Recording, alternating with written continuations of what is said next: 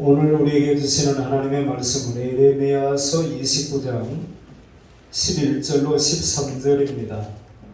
같이 읽겠습니다.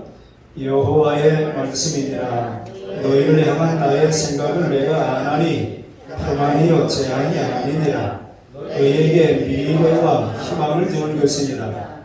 너희가 내게 부르짖으며 내게 와서 기도하면 내가 너희들의 기도를 들을 것이요 너희가 온 마음으로 나를 구하면 나를 찾을 것이요 나를 만나리라. 14절까지 읽읍시다. 이것은 여호와의 말씀이니라. 나는 너희들을 만날 것이며 너희를 포로된 중에서 다시 돌아오게 하되 내가 쫓아보내었던 나라들과 모든 곳에서 모아 사로잡혀 떠났던 그곳으로 돌아오게 하리라. 이것은 여호와의 말씀이니라. 아멘. 본문을 의지해서 하나님의 생각으로 사는 사람이라고 하는 제목으로 함께 연애를 나누고자 합니다. 제목이 어떤가요? 네? 자, 하나님의 생각으로 사는 사람을 누구라고 그러죠? 그리스도인이라고 해요. 하나님의 백성이라고 해요. 거듭난 구원받은 하나님의 사람들의 삶의 모습이라고 그래요. 제가 가끔 우리 흔히 하는 말로 자기 잘난 곳에 사는 거지 그런 얘기도 있기는 합니다만은 제목을 정해놓고 어떻게 이런 생각이 내 머리에서 나왔는가 놀랄 때가 가끔 있어요. 하나님의 생각으로 사는 사람, 앞으로 그렇게 살아야 되겠다. 내 생각으로 살지 말고 하나님의 생각으로 살아야 되겠다. 그 정도만 결심이 된다고 그러면 오늘 끝 해도 돼요. 아멘. 그렇다고 끝날 수는 없지만 그렇잖아요. 아무리 설교를 들어도 그런 마음과 다짐과 결단이 일어나지 않는다고 한다면 그러한 삶이 우리의 삶의 현장에서 앞으로 나타나지 않는다고 한다면 우리는 종교적인 유희를 즐기는 일에 익숙한 사람으로 끝날 거예요. 자, 얼마 전에 제가 지금도 우리가 이제 살면서 여러 가지 이런저런 일들을 겪다가 우리의 가슴에 우리의 마음에 이렇게 남는 어떤 부분들이 있어요. 그런데 근자에 한 2, 3년 되지 않을까 싶어요. 어떤 분이 다니엘 기도에 나와서 하나님의 생각은 언제나 옳습니다. 하나님의 생각은 언제나 옳지요. 근데 그런 고백하기가 쉽지는 않습니다. 누구라도 할 수 있는 고백은 아니에요. 그게 정답인데 그렇게 동의하고 그렇게 사는 것은 누구나 할 수 있는 일은 아니란 말이에요. 하나님의 생각으로 사는 사람이 그리스도인인데 우리가 우리의 삶을 돌아보게 되어지면은 아직도 가시나무 생가요? 그 노래 가사에도 보니까 내 속에 내가 너무 많아 그런 가사가 있더라고요. 예수님을 주님으로 모셨음에도 불구하고 내 생각으로 사는 부분들이 얼마나 많으냐 말이에요. 그래서 우리는 때때로 하나님 앞에 하나님 죄송해요 그런 말씀을 드릴 수밖에 없는 연약함이 우리에게 있는 거죠. 오늘 저와 여러분이 이 말씀을 나누면서 하나님의 생각으로 사는 사람, 여러분 천지창조, 제가 우리 예배당 어떻게 공사할 것인가 132평이 적은 평수입니까? 그런데 이렇게 하면 좋지 않을까? 이렇게 하는 게 더 낫지 않을까? 결국에 나중에 어떤 작품이 나오면은 우리 교인들의 수준이에요. 그거는 그렇지 않겠어요? 우리가 이러면 좋겠다 저러면 좋겠다 한 생각의 결과가 그렇게 나타난 거니까 누군가 와서 이렇게 보고 잘 되었으면 자기들이 생각할 것보다 더 멋지게 되었으면 야, 이 교회 수준이 대단한데 이럴 것이고 왜 이렇게 했어? 만약에 그들이 볼 때에도 양이 안 차면 아마 우리의 수준을 저 밑으로 볼 거예요. 자, 천지창조는 하나님의 생각에서 나온 거죠. 아멘. 하나님이 이렇게 해야 되겠다. 하나님의 생각의 결과예요. 하나님의 생각대로 되어지니까 보시기에 좋았더라, 심히 좋았더라, 그런 말씀을 하신 거예요. 자, 오늘 말씀, 여러분, 예레미야 선지자는 눈물의 선지자입니다. 특별히 예언이라고 하는 말을 가장 잘 보여주는 성경이 이 예레미야서예요. 오늘 또 우리가 읽은 말씀 중에 몇 번 반복이 되었습니다만은 예레미야서 전체에 가장 많이 등장하는 단어가 뭐냐면은 여호와의 말씀이니라. 여호와께서 이르시되, 이런 말씀이 계속 반복되는 거예요. 자, 오늘 읽은 말씀만 한번 볼까요? 자, 11절에 보니까 여호와의 말씀이니라. 너희를 향한 나의 생각을 내가 아나니 평안이요 재앙이 아니니라. 너희에게 미래와 희망을 주는 것이니라. 너희가 내게 부르짖으며 내게 와서 기도하면 내가 너희들의 기도를 들을 것이요 너희가 온 마음으로 나를 구하면 나를 찾을 것이요 나를 만나리라. 이것은 여호와의 말씀이니라. 나는 너희들을 만날 것이며 너희를 포로된 중에서 다시 돌아오게 하되 내가 쫓아 버렸던 나라들과 모든 곳에서 모아 사로잡혀 떠났던 그곳으로 돌아오게 하리니 이것은 여호와의 말씀이니라. 그래서 예레미야서에서 가장 많이 등장하는 것이 여호와의 말씀이니라 해요. 그러면 예언이라고 하는 것은 뭐냐? 하나님의 하신 말씀을 전하는 게 예언이에요. 왜요? 하나님의 말씀대로 되어질 것이기 때문에. 하나님은 인생이 아니시기 때문에 후회가 없으십니다. 인자가 아니시기 때문에 후회가 없습니다. 말씀하신 말을 반드시 이루시는 분이기 때문에 우리가 여호와의 말씀이니라 그러면 우리의 모든 이성적인 판단과 경험 다 내려놓는 거예요. 하나님의 말씀이라는데 거기에 뭐를 우리가 더 보태겠어요?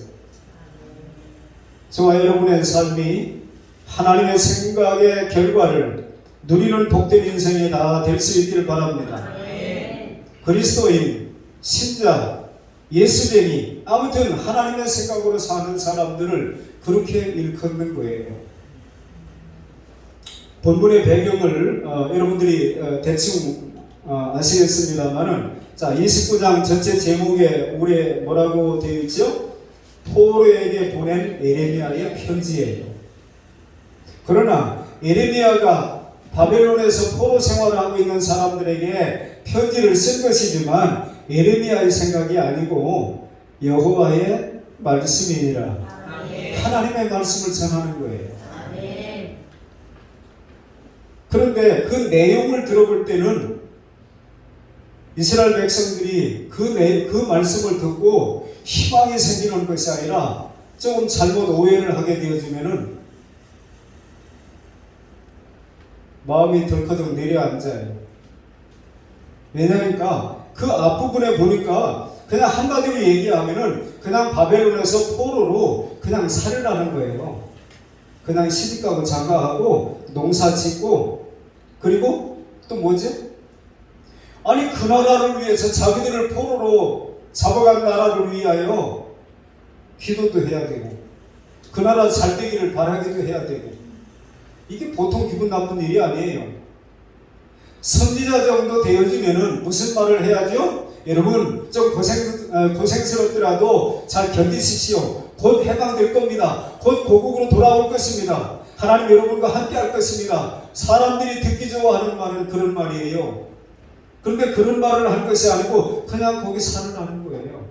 시집가고 장가하고 농사짓고 그러면 금방 돌아올 희망이 없다는 얘기 아니에요.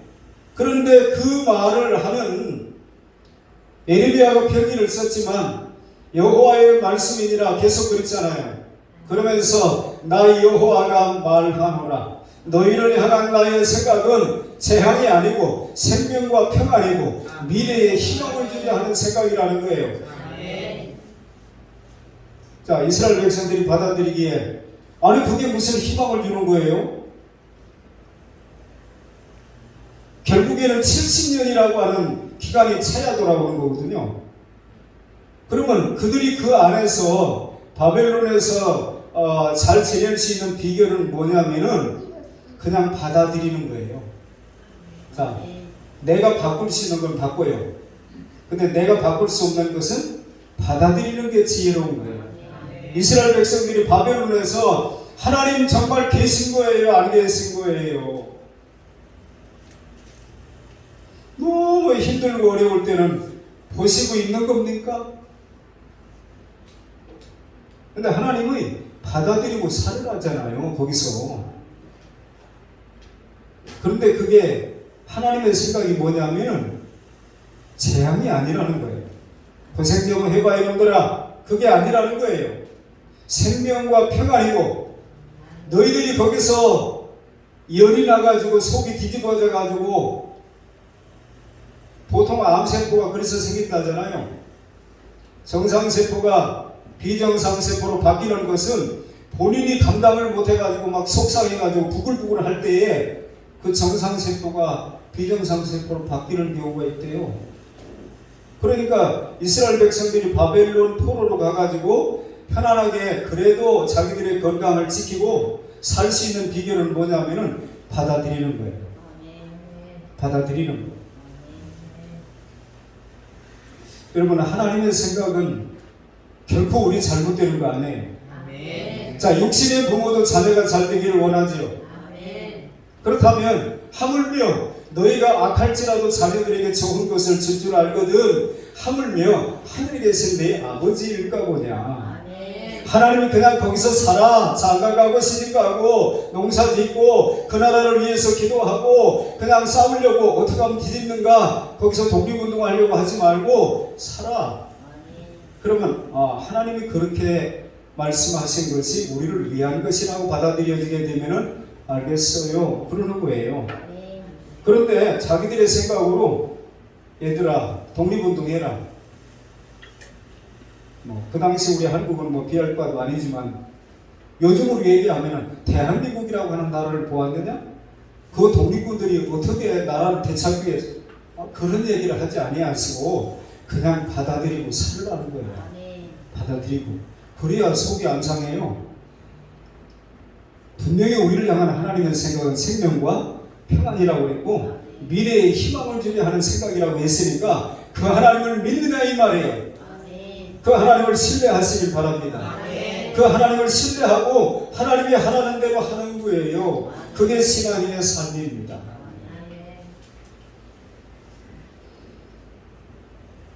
모든 인생은 자신이 품은 생각과 영향력을 끼치는 자의 생각에 영향을 받으면서 살아가기 마련입니다.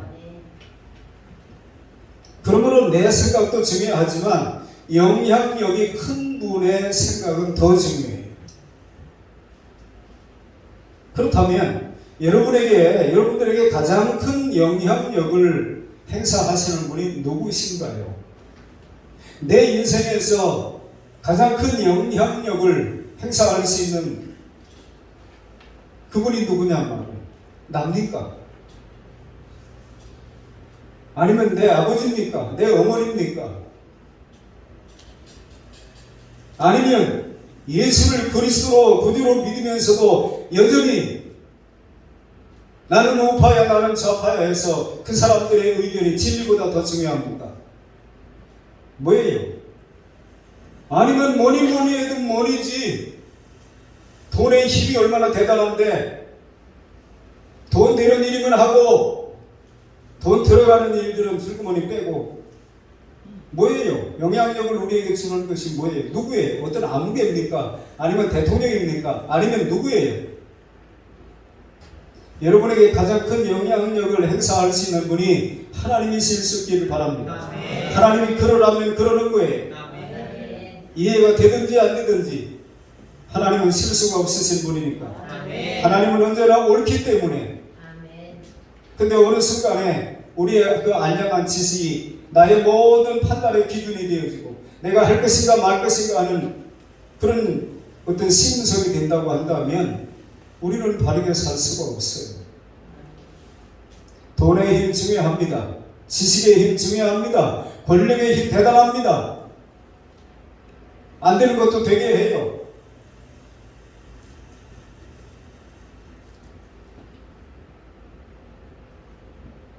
그런데 우리 신자들에게는 언제나 가장 큰 영향력을 행사하시는 분이 하나님이시어야 한다. 우리 주님이어야 한다는 사실이에요. 그래야 하나님의 생각의 결과를 누리는 인생이 될 수 있기 때문에 그렇습니다. 이를 위해서 세 가지를 여러분에게 권고하려고 해요. 첫째는 하나님께 소망을 둘 때에 하나님의 생각의 결과를 누리는 복된 인생이 될 수 있습니다. 에릭 프롬이라고 하는 사람이 이런 말을 했대요. 인간이란 희망을 가진 존재다. 또 어떤 사람은 토마스 칼라일이라고 하는 이 사람은 인간은 희망의 기초를 둔 존재다. 그래서 지옥 입구에 단테의 시곡에 보면은 여기서부터는 희망이 없는 곳이라고 써 있다는 거예요. 희망을 버리시오. 지옥에 다 들어가는 순간 모든 희망은 다 사라진다는 거예요. 그런 면에서 희망이 없는 사람은 가장 불행한 사람입니다.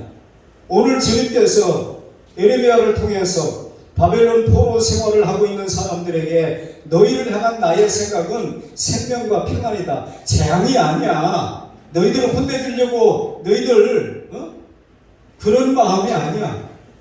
징계를 하는 것조차도 그들을 사랑하는 마음이 있고 그래야 그들에게 희망이 있고 장래가 있기 때문에 하나님은 그렇게 하신다는 거예요. 자, 포로 생활하는 도중에 우리가 보통 자유를 빼앗기게 되어지면 무슨 생각을 하죠? 자유가 소중함을 알아요. 건강을 잃게 되어지면 건강의 소중함을 그때서 깨달아요. 제가 가끔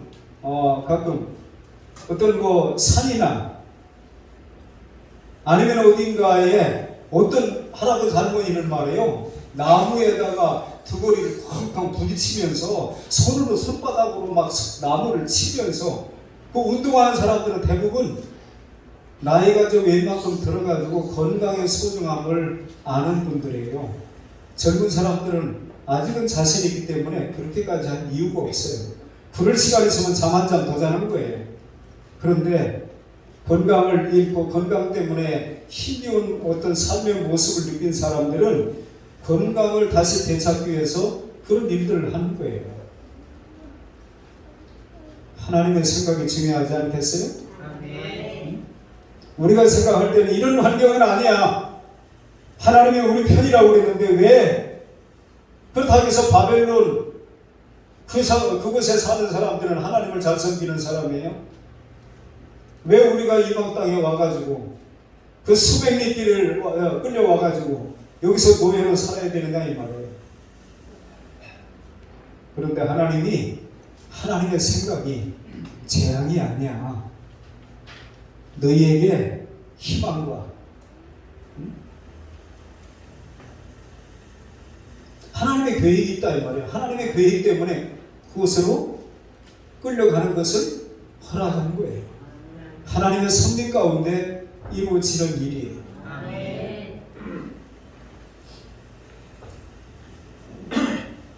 하나님께 소망을 두는 사람은 그분의 생각인 하나님의 말씀에 귀를 기울이고 삶의 양식을 하나님의 말씀을 기준으로 합니다. 그렇지 않게 되어지면 세상이 어떻게 돌아가고 있느냐 거기에 맞춰서 살려고 애를 쓰겠지요. 그러면 이 땅에 사는 날 동안에는 조금 더 많은 것을 누리고 편리하게 살 수는 있을 거예요. 그런데 문제는 하나님하고는 관계없는 사람이 된다는데 문제가 있는 거예요.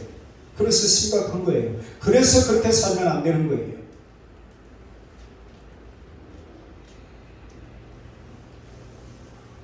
이명박 전 대통령이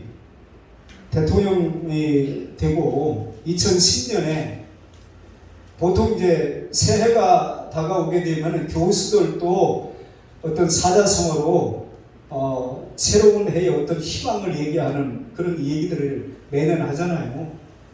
목회자들도 얘기할 수 있고 정치인들도 할 수 있는데 그때 제가 들은 것 중에 이명박 대통령이 장로님이기 때문에 제가 더 애정을 가지고 들었는지는 모르겠어요. 근데 그분이 이런 말을 했어요. 일로 영일이라고 하는 단어를 선정했습니다. 일로 영일. 무슨 뜻이냐 하면은 지금의 노고를 통해서 이후 오랫동안 안락을 누린다고 하는 뜻이 일로 영일이에요. 제가 그 이야기를 듣는 순간 역시 장로네.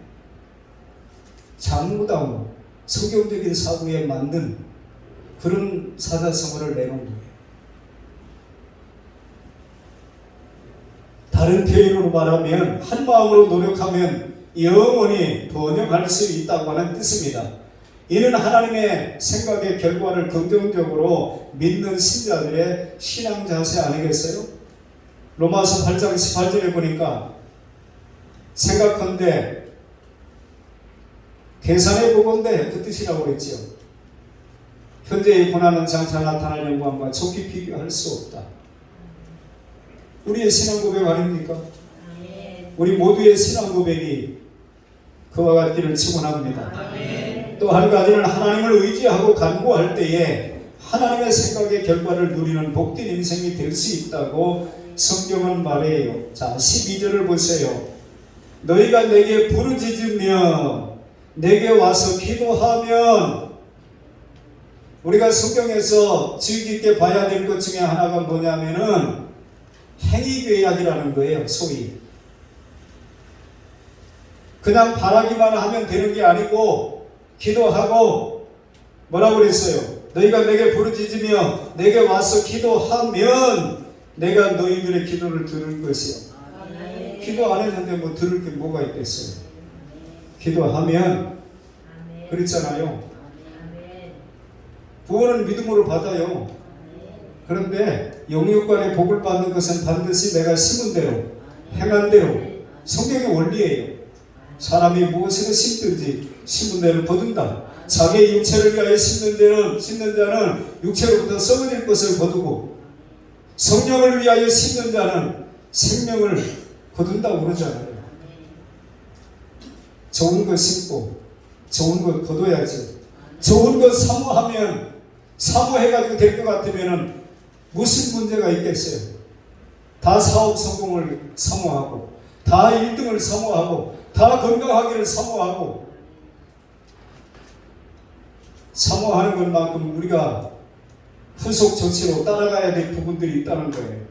정말 하나님의 주권을 믿는다면, 하나님의 생각의 결과가 우리 모두에게 좋은 것이라고 한다면, 우리 생각의 수준은 그대로 나타나 봤자 별거 아니에요. 수준이 별로 그렇게 높지 않기 때문에.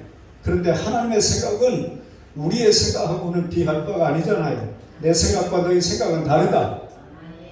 그런데 그분의 생각의 결과, 그걸 누리려면 기도해야 된다는 거예요. 기도하는 일에 힘쓸 수 있기를 바랍니다. 날마다 하나님 앞에서 보낸 10분이 우리의 모든 일과를 변화시킬 수 있다고 하는 사실을 믿고, 기도하는 일에 무시로 성령 안에서 기도하라고 우리가 당부를 받고 있잖아요. 그런 삶이 될 수 있기를 바랍니다. 예수님의 공생애의 첫 이적은 어떤 상황에서 일어난 겁니까? 제가 오늘 제 아내에게 문자를 하나 이렇게 보내면서, 가까이 살지만 그냥 이렇게 말하는 것하고 본인이 또 이렇게 쭉 이렇게 들여다보고 그런 것하고 좀 다를 것 같아서 뭘 보냈어요. 일본 사람들은 예수는 안 믿는데 예수 믿는 사람의 비슷한 사고를 가지고 있어요. 탤런트 정영석 권사님이 일본에 가서 놀래게 그걸 하잖아요. 이 사람들은 예수는 안 믿는데 어떻게 예수 믿는 사람 정신으로 사는가. 우리의 선입견이 일본 오면 기분이 나쁘지만 놀란 거예요, 이분이. 제가 전에도 그런 얘기를 했습니다만은 김진웅 목사님이 일본에 가셔가지고 갑자기 급하게, 오래된 몇십 년 전이니까 한국으로 편지 보낼 게 있어가지고 편지를 그 호텔 직원한테 부탁을 했다는 거예요.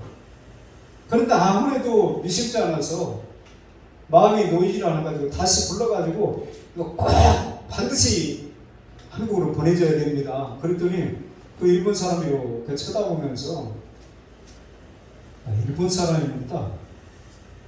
그러는데 너무 민망해가지고 미안해가지고.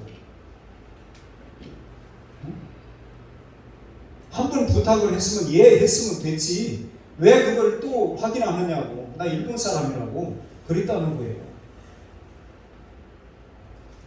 정영숙 권사님이 백화점에 갔다가 지갑을 아마 놓고 어디를 갔다가 그거 지갑 놓고 온 걸 알아가지고 얼른 다시 돌아가 봤더니 그 자리에 고대로 있더라는 거예요.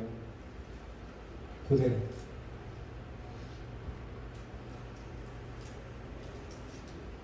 그러면서 그분이 한 얘기가 자기가 장관이지만 일본 가서 경험한 것은 일본 사람들의 삶이 예수는 안 믿는데 예수 믿는 사람 식으로 산다. 우리 문구에도 책이 있었습니다. 적어도 한국이 일본을 따라잡을 수 없는 이유에 대해서 일본 사람이 쓴 책이에요. 그 사람이 한국에 오니까 놀라운 일들이 얼마나 많아요. 세계에서 제일 큰 교회, 세계 10대 교회 안에 들어가는 교회들이 한국에 여러 개가 있는데 그 교회를 가면서 이 사람이 무슨 얘기를 했냐면은 아니 한국 사람의 의식 수준이 왜 이렇게 낮으냐는 거예요. 뭘 가지고 그러냐 했더니 아니 최소한 예수를 믿는다는 사람, 신을 믿는 사람들인데 왜 교통정리하는 사람이 필요하냐는 거예요. 왜? 자기들이 알아서 되면 되는 거지. 이리 오라고 절로 가라고. 그걸 막 계속 호루라기를 불어대고 막 얘기를 하고. 제가 예전에 교회 다닐 때는 말이에요. 무슨 일이 있었는지 아세요? 김영숙 권사님 때문에 제가 여의도 순복음교회를 갔잖아요. 거기 조장이니까 올라와서 거기를 갔지요. 그런데 질서를 지키라고 얘기하는데 말을 안 듣는 거예요. 나중에 이 최소한 안수 집사님 정도 돼야 거기서 안내라도 하고 그래요. 근데 이 집사님이 나중에는 하다 안 되니까 예수님의 이름으로 부탁합니다. 예수님의 이름으로 부탁합니다. 그러면 들을까요? 안 들을까요? 그래도 안 들어요. 나 본당에 들어가야 된다는 거예요. 놀랍더라고요. 3번 버스가 있습니다. 3번인가 2번인가 정릉에서 여의도 순복음교회까지 오는 차예요. 그 안내양들이 편지를 보낸 거예요. 여의도 순복음교회에. 목사님들, 교인들 좀 똑바로 가르치라고. 예배 끝나고 나와가지고 그 버스를 타는데 말이에요. 그 빨간 가방을 들고 타가지고 막 서로 자리를 차지하고 막 집사님이 이리 오라고 그러고 자기가 자리 맡아놓고 그러는데 안내양이 볼 때는 크게 그렇게 거스리는 거예요. 아니 먼저 온 사람이 자리에 앉는 거지. 그럼 할렐루야 그거를 하지 말든지. 그래가지고 교인들 좀 똑바로 가르치라고. 왜 그렇게 질서를 안 지키냐고. 오죽하면 광고를 다 하겠어요. 제발 좀 여러분.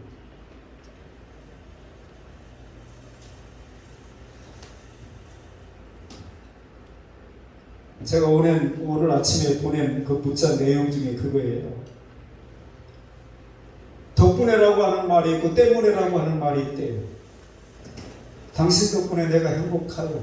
우리가 옛날에 그런 인사를 주고받았던 적 있죠. 집사님 때문에 제가 행복합니다. 저 때문에 집사님도 행복했으면 좋겠어요. 그런 인사를 한번 하자고 했잖아요. 예전에 몇 번 했죠. 자, 잠자는 분들 좀 깨워주고 눈을 크게 뜨는 거예요. 다 떠도 그 지경이면 어쩔 수 없지만 감아서 그러면 안 된단 말이에요. 자, 옆에 분하고 한번 인사합시다. 덕분에 제가 너무 행복합니다. 너 때문에 내가 죽겠어 하고 속이 뒤집혀가지고 그러면 안 되잖아요. 덕분에, 때문에. 근데 그 일본 사람의 그 아주 유명한 경영인이더라고요. 예수 안 믿어요. 근데 예수 믿는 사람 사고라니까. 그래서 어느 날 제가 예전에 이게 또 찍혀가지고 또 방송에 나가면 이게 조심스러운데 서권사님이 하루는 목사님의 노사연 씨가 부른 그 노래가 너무 와닿는다는 거예요. 그래서 내가 은혜를 너무 받았다는 거예요. 아주 가슴이 뭉클해지고 내 얘기하는 것 같고 너무 은혜를 받았다는 거예요. 제가 권사님 성경을 읽고 은혜를 그렇게 깊이 받아야지. 그 얘기를 했거든요. 근데 안 믿는 사람들이 가끔 퍼날리는 얘기 들어보면은 좋은 얘기들이 엄청 많아요. 좋은 얘기들이. 근데 영혼은 못 살아요. 나중에 그러다가 두리뭉실이 해릴까봐 저는 걱정이 되는 거죠. 이 사람이 너무 약하게 태어났대요. 몸이. 너무 몸이 약해서 덕분에 몸이 약한 덕분에 자기는 열심히 몸을 건강하게 만들어야 되겠다고 운동을 했다는 거예요. 너무 가난한 집에서 태어난 덕분에 그 사람은 덕분에라고 그러더만요. 열심히 살아가지고 돈 좀 모았다는 거예요. 그런 식이에요. 자기에게 주어진 환경이 너무 못 배우고 너무 가난하고 너무 약하고 이런 것들이 자기는 덕분에라고 생각하는 거예요. 난 너무 못 배워가지고 이렇게밖에 살 수 없어가 아니고 너무 약해가지고 그게 아니고 다 덕분에로 생각하는 거예요. 덕분에로. 한 번 더 따라할까요? 생각에 복을 받자.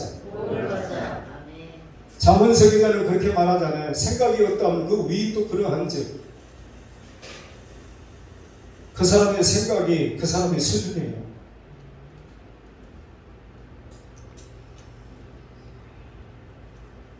혼인잔치가 얼마나 중요한 잔치입니까? 예수님의 공생의 첫 번째 이적은 가나의 혼인잔치집에서 있었던 일이에요. 언제 일어났죠? 포도주가 떨어져가지고 잔치의 흥이 다 깨진 상황에서 예수님 때문에 회복이 된 사건이에요. 문제가 생긴 것을 가지고 고민하고 누가 이거 넉넉하게 준비하라고 그랬는데 누구 때문이냐 그렇게 말하는 것이 아니고 예수님에게 그 문제를 말씀을 드렸단 말이죠. 우리를 얘기하면 기도한 거예요. 결론이 뭐죠? 무슨 말씀을 하시든지 그대로 하라. 상식에 맞으면 내 생각에 내 판단에 동의할 수 있으면이 아니고 무슨 말씀을 하시든지 그대로 하라는 거예요.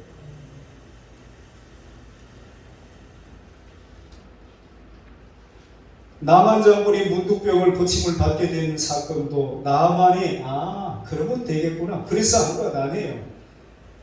너무 마치 상식에 맞지도 않는 얘기해가지고 기분 나빠서 돌아가려고 했단 말이에요. 그런데 한번 해보시죠, 장군님. 씻고 나서라는데 뭐 화낼 거 뭐 있냐고. 그래서 시키는 대로 해본 거예요. 사실 우리의 신앙생활이 그런 거 아닙니까? 내가 동의할 수 있어서 내 생각하고 맞아서 그거 아니잖아. 그래서 성경을 우리가 더 깊이 자꾸 들여다보고 그분의 마음을 읽는 거예요. 어떻게 말씀하지 않아도 인간관계도 오래 같이 생활하다 보면 상대방의 마음을 읽을 수가 있어요. 그렇죠? 말해도 못 알아듣는 사람이 있는가 하면은 말 안 했는데도 자 시편에 보니까 여호와를 기뻐하라 저가 내 마음의 소원을 이루어 주시리라 이런 말씀이 있죠. 마음의 소원이에요. 말씀드린 게 아니고. 자, 베드로의 장모가 열병으로 누워있어요. 베드로가 예수님 우리 장모님이 지금 누워있어요 얘기한 게 아니고 예수님이 주의를 열심히 하는 베드로의 장모를 돌아본 거예요.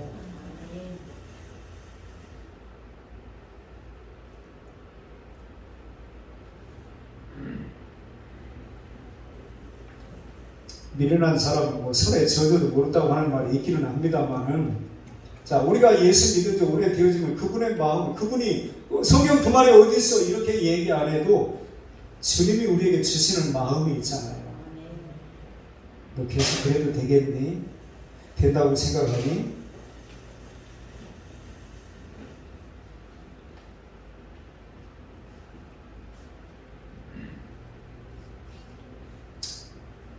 우리 주님은 오늘 또 그 이국 땅에서 고달픈 인생을 살아갈 사람들 시집가고 장가가고 농사짓고 그 나라를 위해서 싸우려고 하지 말고 살아야 된다고 하는 그 말씀을 듣고 어쩌면 깊은 좌절을 그들이 갖지 않겠어요?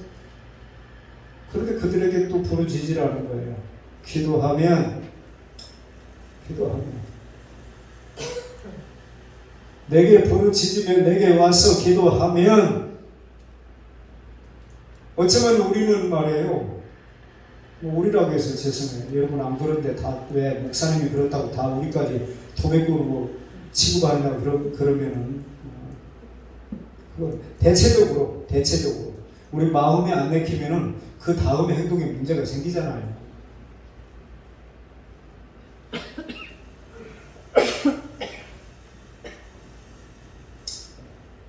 근데 우리 주님이 기도하래요. 좀 뭔가 희망을 제시해주고, 포로는 살지만 너희들에게 내가 저 사람들이 알지 못하는 특별한 은혜를 베푸는 부분들을 약속을 한다든지 그런 것도 아니고 그냥 근데 기도하라는 거예요. 빌립보서 4장에 보니까,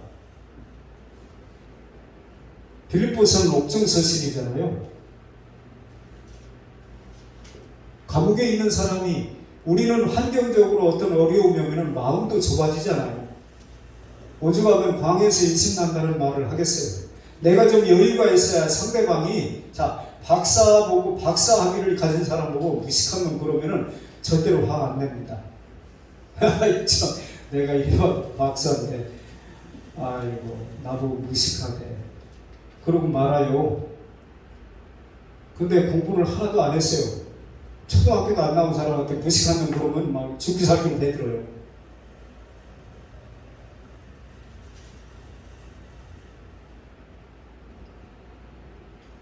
옥에 갇혀있는 사도 바울이 자유의 몸으로 있는 신자들에게 보낸 편지예요. 빌립보서 4장 4절에 보면은 항상 기뻐하라. 내가 다시 말하노니 기뻐하라. 아니 지금 누구 보고 기뻐하라는 거예요? 감옥에 있는 사람이. 다시 말하노니 기뻐하라. 너희 관용을 모든 사람에게 알게 하라. 주께서 가까우시니라. 아무것도 염려하지 말고 오직 모든 일에 기도와 간구로 너희 구할 것을 감사함으로 하나님께 아뢰라. 아멘. 그리하면 조건인가요? 아니면 선택인가요? 조건이에요. 그리하면 모든 지각에 뛰어난 하나님의 평강이 그리스도 예수 안에서 너희 마음과 생각을 지키시리라. 아멘. 우리가 마음이 자유로우면은 힘든 것도 힘들지 않아요. 애들이 마음 먹고 청소도 좀 하고 공부 좀 해야 되겠다 마음 먹었는데 너 공부 안 해? 그러면 갑자기 하기 싫은 마음이 생겨요. 그게 타락한 인간의 본성이에요.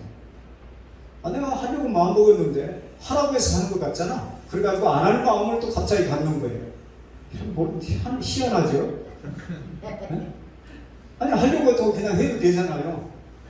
엄마 그러잖아도 제가 지금 청소도 좀 하고 공부 좀 하려고 마음 먹었어요. 그러고 해도 되잖아요. 근데 갑자기 나 안 해. 그렇다고 뭐 우리 딸이 그렇다는 얘기는 아니에요. 그런 마음이 우리에게 있다 이 말이에요. 근데 그게 조금씩 다스려져야지. 하나님이 모든 지각에 뛰어난 분이에요. 믿기를 축원합니다. 우리가 IQ까지 해봤자 여러분의 IQ는 얼마인가요?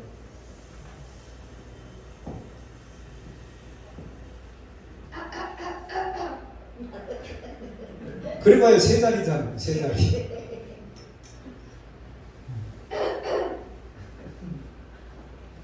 뭐 누가 그 어떤 유모책에 보니까 아니 자기한테 그렇게 하지 못했던 어떤 사람이 갑자기 와가지고 말이에요 맘먹으려고 그러더라는 거예요.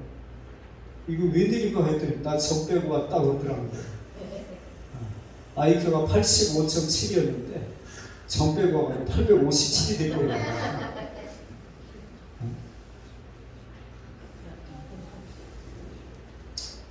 마지막으로 하나님의 말씀에 순종할 때에 하나님의 생각의 결과를 누리는 복된 인생이 될 수 있습니다.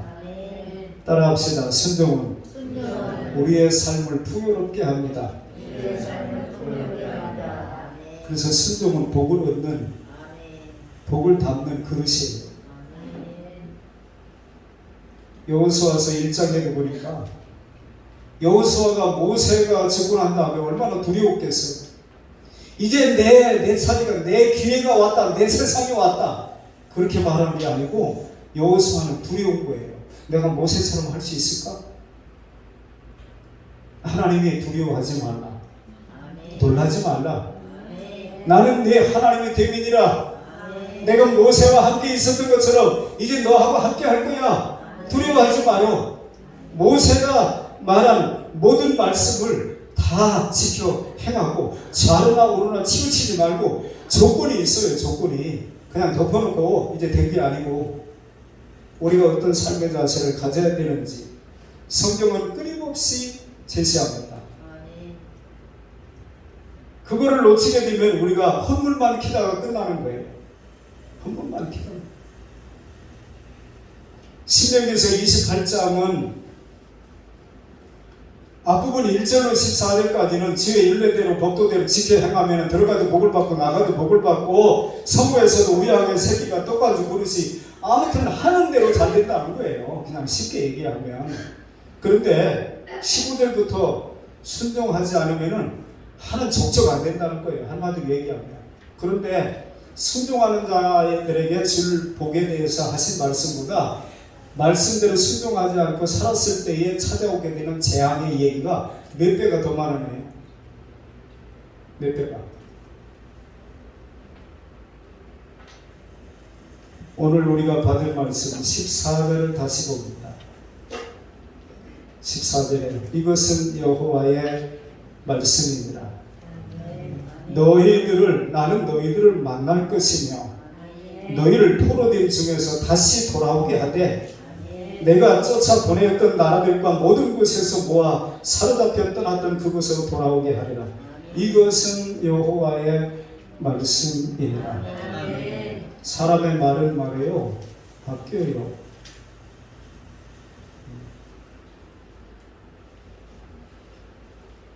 선출직 공무원들, 구청장이 됐든, 예를 들어서 국회의원이 됐든 대통령이 됐든 되기 전에는 별 약속 다 하지요 뭐. 근데 어떤 사람이 그런 얘기했대요. 하나님이나 이거 다 지킬까? 인간의 힘으로 어떻게 이걸 다 지키느냐고 그랬대요. 공약이 하도 대단하니까 이거 좋아하겠지 해가지고 이 말도 하고 저거 좋아하겠지 해서 저 말도 했는데, 그걸 어떻게 그 임기 동안에 다 지키느냐는 거예요. 하나님이나 하실까? 아니 자기가 하나님이야? 누가 그랬단 말이에요. 근데 지키든 안 지키든 많은 공약을 쏟아놓아야 사람들은 좋아하니까 그거 버려야 돼요. 우리가 가만히 듣고 있다가 저거는 포퓰리즘이야 그러면은 오히려 그 사람을 신뢰하지 말아야 돼요. 좋은 얘기지, 그렇게 한번 해주시오, 그런 기대를 가지고 뽑는데 매번 우리가 겪는 것이 뭐냐 이 말이에요. 인간이 할 수 있는 일이 있고 할 수 없는 일이 있고, 그것이 분명히 제가 전에 우리 교회 와서 그랬나요? 클라라라고 하는 그 선교사가 이 위급 상황에 놓여 있는 그런 어떤 장면들을 보여주고 물어봤대잖아요. 살리고 싶은 사람 손들어 보라고. 그러니까 다 손들더래요. 그런데 살릴 수 있는 사람 손들어 보라고 하니까 살리고는 다 싶어요. 근데 살릴 수 있는 능력을 키우지 않는 거예요. 저는 우리 몇 사람만 보는 거니까 요양보호사 자격증을 땄어요.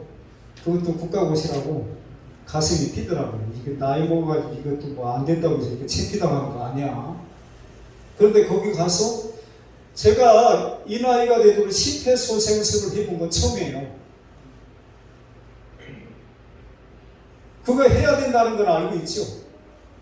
실제로 해본 건 처음이에요. 그래서 소감도 써야 되는데 그 소감을 제가 썼어요. 야, 그런 일이 생겨지게 되면 내가 이거 해봤으니까 한번 도전해 볼 수 있겠다. 어쩌면 한 사람을 살릴 수도 있겠다. 내가 원하는 것하고 할 수 있는 것하고는 다른 거예요.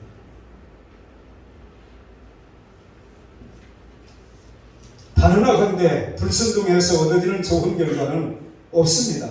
한마디로 되는 일이 없어요. 만약에 불순종했는데도 된다. 정자가 아니든지, 자, 하나님을 안 믿는 사람들은 별짓 따위도 상관없어요. 하나님의 사람은 그렇게 하면 안 돼요. 그렇게 하는데도 아무 문제가 없다. 내가 버린 자식인가? 성경은 그렇게 말하죠. 히브리서 기자가 그렇게 하잖아요. 징계가 없는 자는 사생자요, 참 아들이 아니다.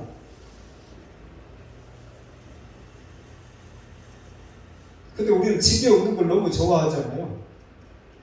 근데 하나님은 우리를 아들같이 대우하시는, 자녀같이 대우하시는 방법은 잘못됐을 때 반드시 징계를 하는 거예요. 에이, 하나님, 그래도 하나님의 백성인데 징계는 너무하지 않나요? 그게 아니고, 찾아봅시다. 히브리서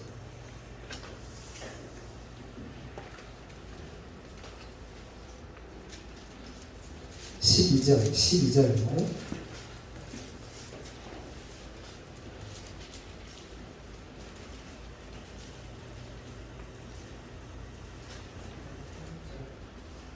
자,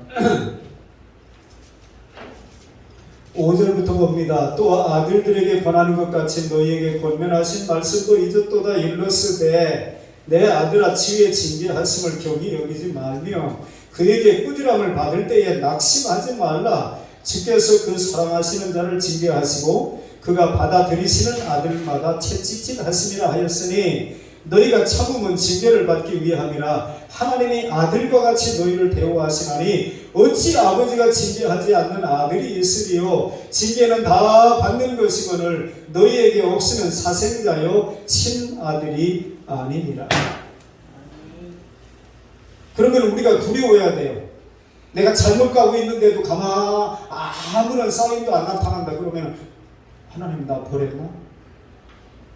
근데 오히려 우리는 감사하는 거예요. 하나님 감사합니다. 아들이라 봐주시는 거죠. 아들, 아빠 찬스, 아들. 아니에요. 하나님 그렇게 안 한답니다. 얼마나 죄가 무서우면은 하나님이 대신 오셔서 죽어주셔야 될 정도로 죄값이 무섭다니까요. 그 방법 아니면 방법이 없으니까. 생명은 생명으로 속해야 되기 때문에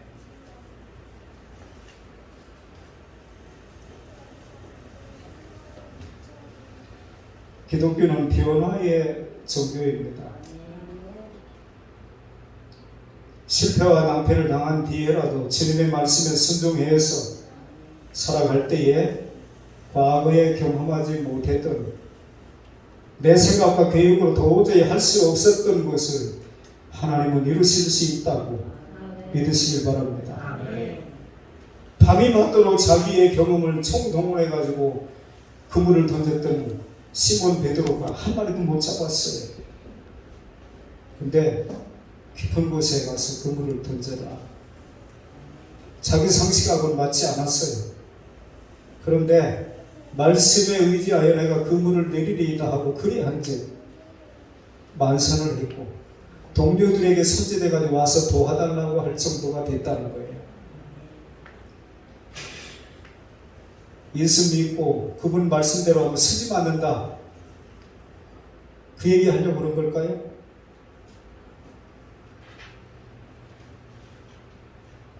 베드로의 인생이 바뀌잖아요. 인생 사명이 바뀌잖아요.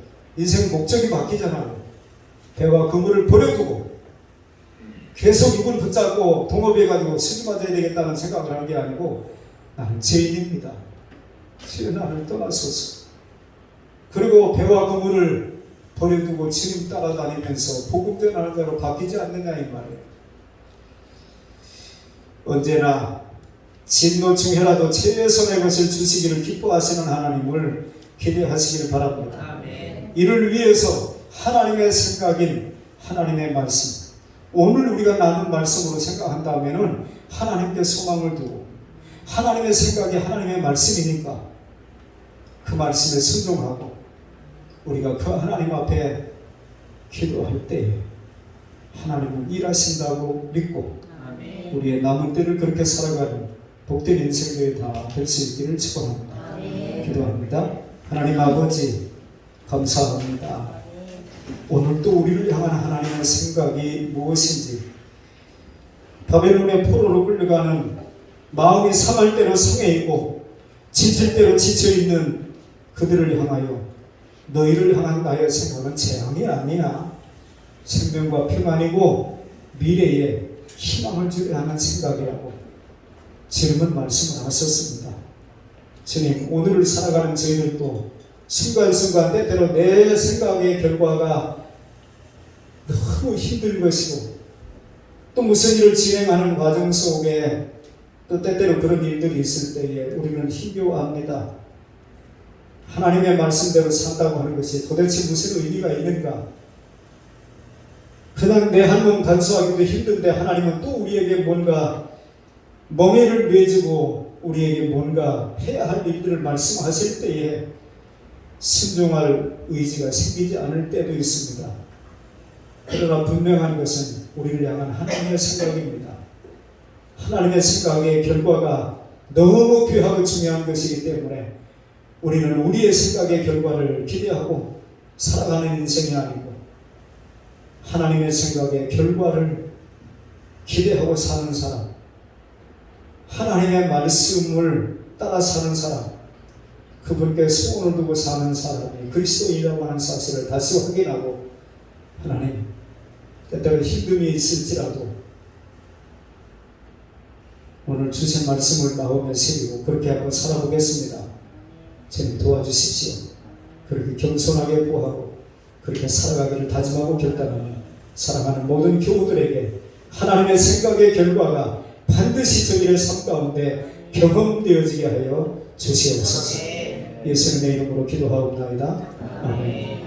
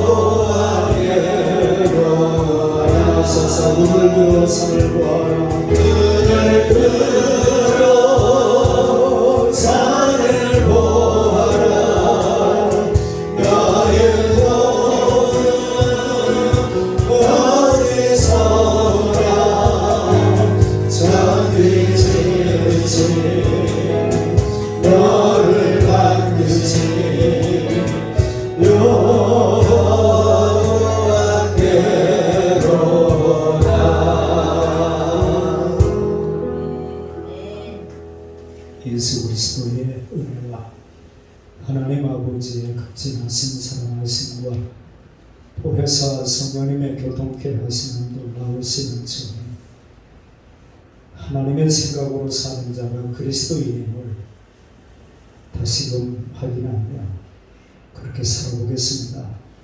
마음에 다짐하고 돌아가는 사랑하는 모든 교우들 머리 위에 이제로부터 영원까지 함께 있을지어다. 아멘.